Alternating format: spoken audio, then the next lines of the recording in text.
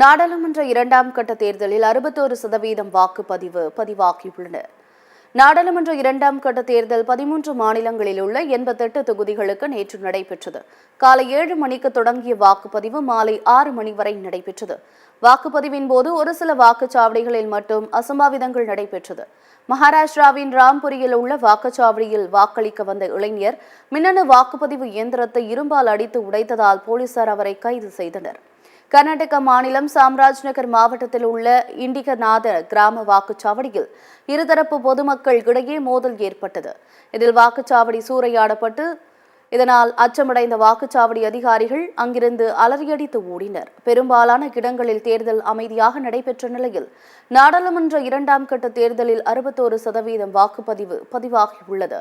அதிகபட்சமாக திரிபுராவில் 79%, மணிப்பூரில் 77% வாக்குகள் பதிவாகியுள்ளன. கேரளாவில் 70%, கர்நாடகா முதற்கட்ட தேர்தலில் 69.23% வாக்குகள் பதிவாகியுள்ளன. இரண்டாம் கட்ட தேர்தல் நிறைவடைந்த நிலையில் இதுவரை நாடு முழுவதும் 13 மாநிலங்களில் நாடாளுமன்ற தேர்தல் வாக்குப்பதிவு முழுமையாக முடிந்துள்ளது.